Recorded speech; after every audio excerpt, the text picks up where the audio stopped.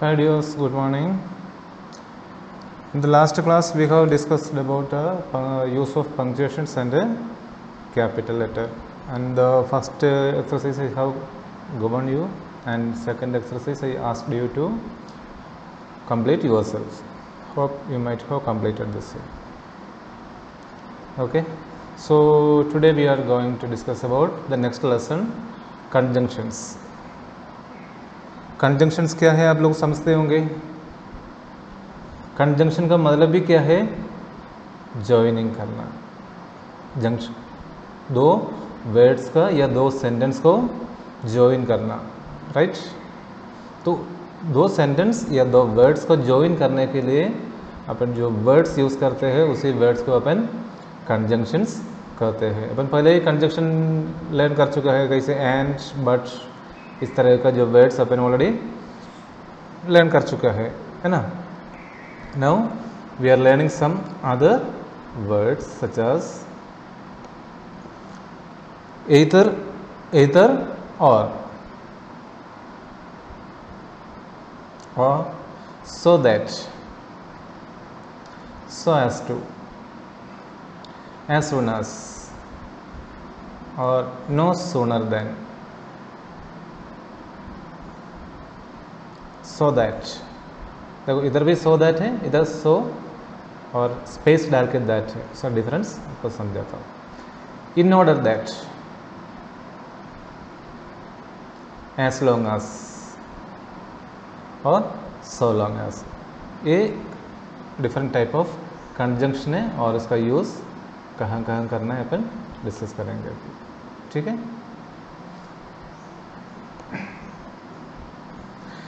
In English grammar, conjunctions are known by various names like conjunctives, joining words और linking words.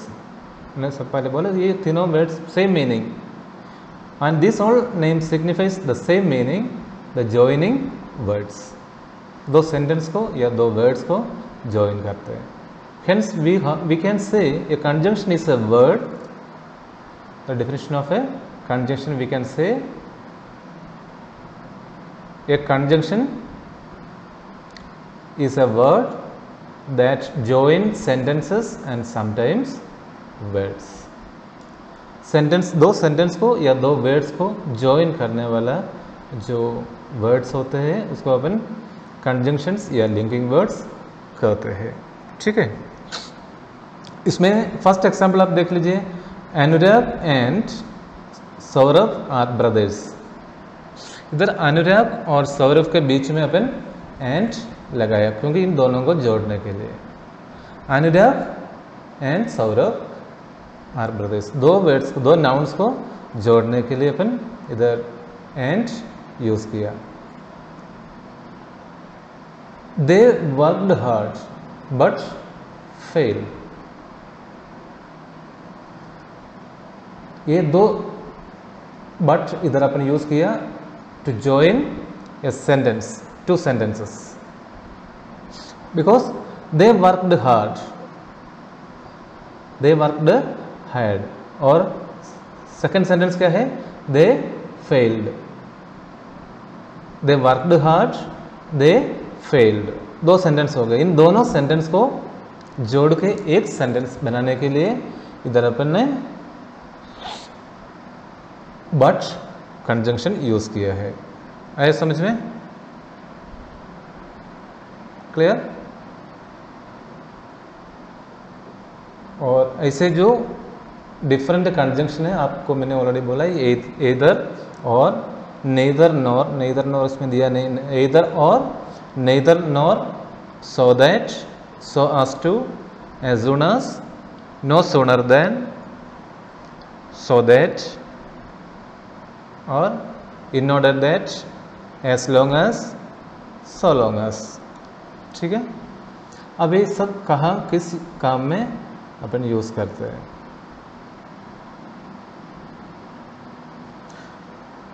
First one, इधर और, इधर और. This conjunctions are used for options between two things. Either is used before first thing while or is used before the second things. Option either और अपन ए हो सकते नहीं तो ओ हो सकते, दोनों से एक, इधर और दो ऑप्शन आते हैं उसमें से दोनों से एक को बताने के लिए अपन इधर और यूज करते हैं, ठीक है।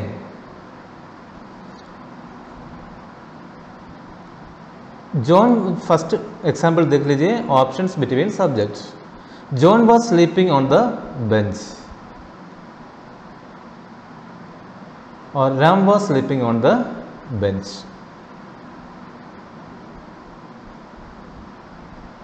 ठीक है, बेंच पे जॉन बेंच पे सो रहे और राम बेंच पे सो रहे। अपन इधर या और यूज करते समय ये दोनों नहीं सो सकते, दोनों से एक, तो कैसे लिखते हैं? इधर John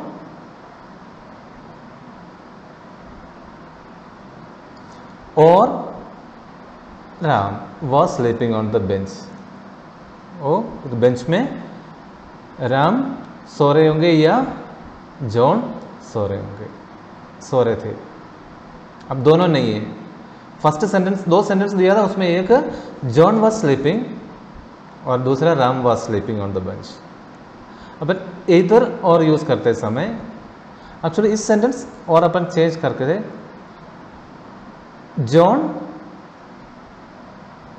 John can sleep on the bench, Ram can sleep on the bench. Ram bench पे सो सकते और जॉन बेंच पे सो सकते, तो अपन को ये बोलना है दोनों को एक ही सो सकते वहां, उसके लिए अपन इधर या और यूज करते हैं, इधर और। इधर राम कैन स्लीप और जॉन कैन स्लीप। इधर जॉन और Ram can sleep on the bench. अब सिचुएशन समझ में आ गया ना? ये सब्जेक्ट के बीच में, जो दो सब्जेक्ट के बीच में अपन इधर और यूज करना है। फर्स्ट इधर एक फर्स्ट सब्जेक्ट के पहले और उसके बाद सेकंड सब्जेक्ट के पहले और लगते हैं, ठीक है ना? इधर और इधर फर्स्ट सब्जेक्ट के पहले अपन इधर लगाया और सेकंड सब्जेक्ट के पहले और लगाया, ठीक है। When two subjects are joined by either or, the verb of the sentence comes according to the number and person of the second subject, which comes after or. ठीक है? You are going to teach the boy. I am going to teach the boy.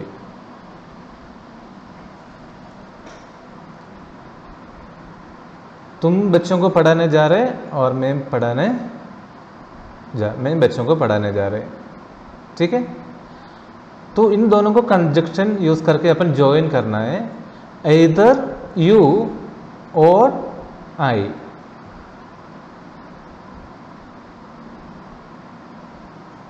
है ना, इधर are going आ गया, इधर am going आ गया।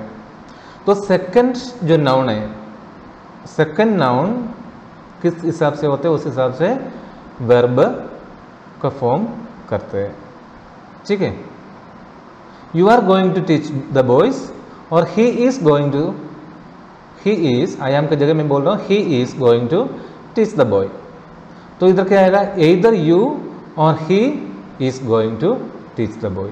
सो इधर जो आर गोइंग यू के साथ आ गया और एम गोइंग सेकेंड नाउन के साथ आ गया। फर्स्ट सब्जेक्ट के साथ आर गोइंग आ गया और सेकंड सब्जेक्ट के साथ एम गोइंग आ गया। सो इधर जो सेकंड सब्जेक्ट का जो वेब फॉर्म है डिपेंड करते हैं वो किस पर्सन में है, ठीक है। कौन सा पर्सन है या कौन सा सिंगुलर है या प्लूरल है, इसके डिपेंड करके जो सेकंड के साथ जो वर्ब होगा वही यूज करेंगे। Auxiliary verbs, helping verbs second के साथ जो है उस हिसाब से यूज करेंगे, ठीक है ना। You are going to teach the boy और I am going to teach the boy. इधर यू और I am going to teach the boy, ठीक है। इस सेम सेंटेंस को अपन उल्टा करके देख ले। I am going to teach the boy, then next sentence हो गया you are going to teach the boy. ठीक है, तो पहले क्या लिखोगे, इधर आई और you are going to teach the boy. दो सेकंड सब्जेक्ट जो आएंगे उसके साथ जो हेल्पिंग वर्ब्स और फॉर्म्स जो है वो अपन यूज करेंगे इसमें सेंटेंस जोड़ते समय। ठीक है ना, आया समझ में? क्लियर?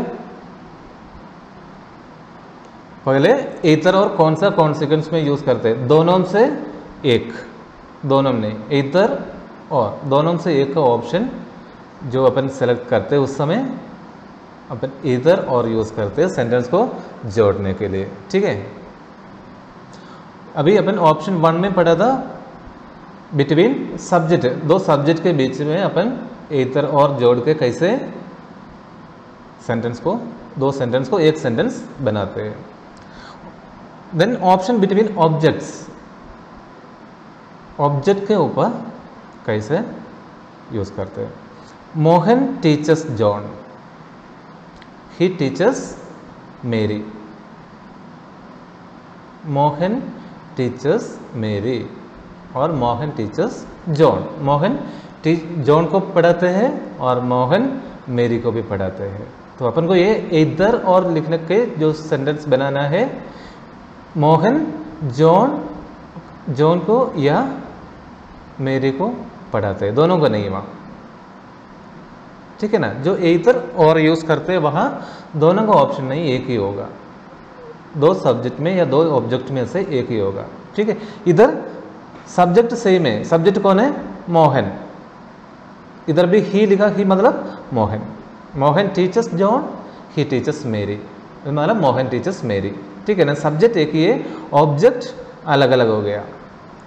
ठीक है, in that case we write the sentence as Mohan teaches, then first noun के पहले इधर और सेकंड नाउन के पहले और। क्लियर? जो ऑब्जेक्ट डिफरेंट है, सब्जेक्ट सेम है, इन दैट केस अपन इधर और कैसे यूज करना है, अपन फर्स्ट नाउन सेंटेंस को जोड़ दिया मोहन टीचर्स, वो तो कॉमन है, दोनों में कॉमन मोहन टीचर्स है। किसको पढ़ा रहे, अलग अलग ऑब्जेक्ट को पढ़ा रहे, अलग अलग पर्सन को पढ़ा रहे। ठीक है ना, सो फर्स्ट ऑब्जेक्ट के पहले इधर और सेकंड ऑब्जेक्ट के पहले और। इसमें ज़्यादा डिटेल्स, ज़्यादा सोचना समझना कुछ नहीं है, अपन को ये रूल समझ में रखना है। अगर subject same object different, in that case इधर और जोड़ने के लिए फर्स्ट नाउन के पहले इधर और सेकंड नाउन के पहले और।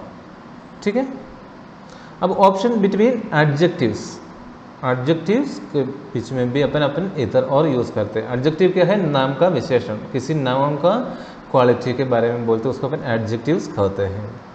He is intelligent, he is intelligent, वो बुद्धिशाली है। एंड ही इज डिलीजेंट, वो एक्टिव है। ठीक है, तो अपन को he is the common subject, he is common subject. अब अपने पास रह गया इंटेलिजेंट और डिलीजेंट। ठीक है, तो इन दैट केस फर्स्ट एडजेक्टिव के पहले इधर, ये एडजेक्टिव है ना, इंटेलिजेंट और डिलीजेंट। दो फर्स्ट एडजेक्टिव के पहले इधर लगाया और सेकंड एडजेक्टिव के पहले और लगाया। क्लियर? इतना टफ तो नहीं है, लेकिन आपको इसलिए समझना होगा ये चीज़ बस। उसका लास्ट फोर्थ ऑप्शन है ऑप्शन बिटवीन एक्शंस। दो एक्शन के, दो क्रिया के बीच में ये कैसे यूज करते हैं, इधर और कैसे यूज करते हैं। We can eat now, we can eat now, और we can eat after the show. Eat is the verb, verb के बाद जो भी हो वो अपन दोनों जगह सेपरेट लिखेंगे। ठीक है ना।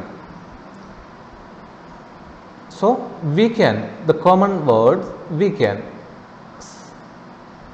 वो सब्जेक्ट और उस वर्ड वी कैन।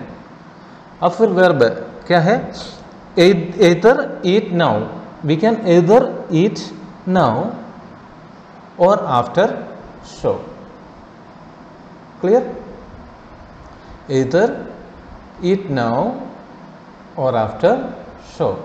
so इधर फर्स्ट वर्ब के इफेक्ट के बाद और either लगाया और सेकंड इफेक्ट के बाद और लगाया, ठीक है। सो जो ईट वर्ड रिपीट करने का ज़रूरत भी नहीं है। We can either eat now or after the show, it means we can eat now or we can eat after show, ठीक है ना। तो उस ईट, वी कैन और ईट ये वर्ड रिपीट करने का ज़रूरत नहीं है। इतना सेंटेंस अवॉइड करके अपन एक ही बार लिखते हैं, we can either eat now or after the show, ठीक है ना।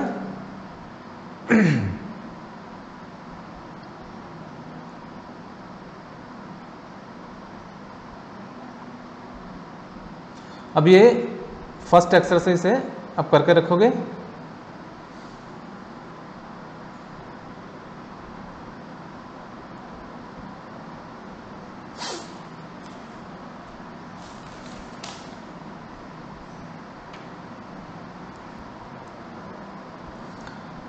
और फर्स्ट एक्सरसाइज आप देख लीजिए एक बार, मैं बताता हूँ और उस हिसाब से आप लिखे, नोटबुक में लिख देना और समझ लेना। First, your cries can stop him, your tears can stop him. इधर तुम्हारा रोना उसको रोक सकते हैं या तुम्हारा आंसू उसको रोक सकते हैं। तो कैसे लिखोगे,